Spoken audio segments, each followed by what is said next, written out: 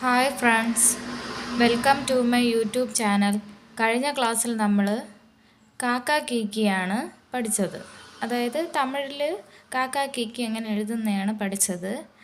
ഇന്ന് നമ്മൾ ങ്ങായാണ് പഠിക്കാൻ പോകുന്നത്. ങ്ങ, കാങ്ങ ചാഞ്ഞാലെ ങ്ങ എന്ന അക്ഷരം എഴുതാനാണ് പോകുന്നത്. അതെങ്ങനെ എഴുതുന്നതെന്ന് നോക്കണേ. ഇത് ങ്ങ,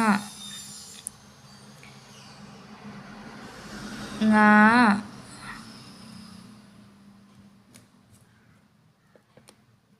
ഇത് ഞീ. എഴുതുന്നത് ശ്രദ്ധിച്ചല്ലോ. ഞാൻ ഇട്ടിട്ട് ഇങ്ങനൊരു വള്ളി ഞീ. ഇത് ഞീ. ഇത് ngു.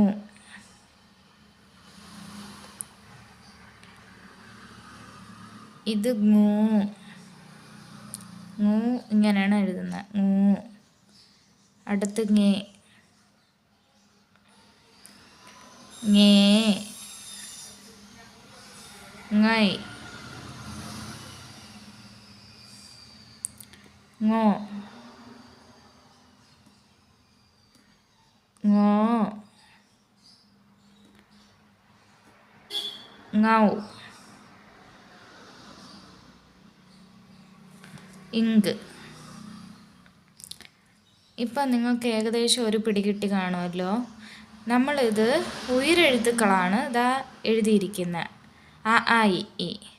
ഇതിൻ്റെ മെയ്യെഴുത്തെന്ന് പറയുന്നത് ഇക്ക്, ഇങ്, ഇച്ച്, ഇട്ട്. നമ്മുടെ ക്ലാസ്സുകൾ സ്ഥിരമായി കാണുന്നവർക്ക് മനസ്സിലാകും. വരി വരിയായി ഓരോ ക്ലാസ്സുകളും കണ്ടാലേ ഇത് മനസ്സിലാവുള്ളൂ. അപ്പോൾ ഇക്ക്, ഇങ്, ഇച്ച്, ഇട്ട് അതാണ് മെയ്യെഴുത്തുക്കൾ. പിന്നെ ഇത് ഉയിർമെയ് എഴുത്തുക്കളാണ്.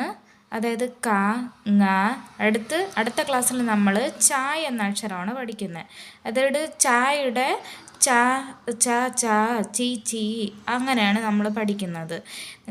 നിങ്ങളോട് ഞാൻ പറഞ്ഞിട്ടുണ്ട്, തമിഴിലധികം അക്ഷരങ്ങളൊന്നുമില്ല. കുറച്ച് അക്ഷരങ്ങൾ മാത്രമേ ഉള്ളൂ. അതായത് വ്യഞ്ജനാക്ഷരങ്ങളാണ് ഈ കാങ്ങ ചാഞ്ഞ എന്ന് പറയുന്നത്. അതായത് കായ്ക്ക, ഗായ്ക്കങ്ങ നമ്മുടെ വ്യഞ്ജനാക്ഷരങ്ങളുണ്ടല്ലോ, അത് വന്നിട്ട് തമിഴിൽ ക, ആദ്യത്തെ അക്ഷരം കായും അവസാനത്തെ അക്ഷരം ങ്ങായുമാണ് ഉള്ളത് തമിഴിൽ. അതിപ്പോൾ ക്ലാസ് സ്ഥിരമായിട്ട് വാച്ച് ചെയ്യുന്നവർക്ക് മനസ്സിലാകും.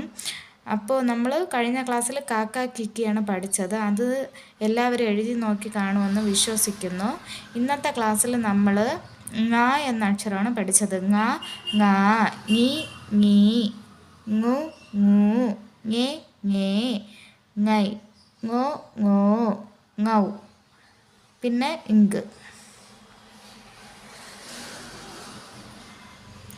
വീഡിയോ യൂസ്ഫുൾ ആയിട്ടുണ്ടെങ്കിൽ സബ്സ്ക്രൈബ് ചെയ്യണേ.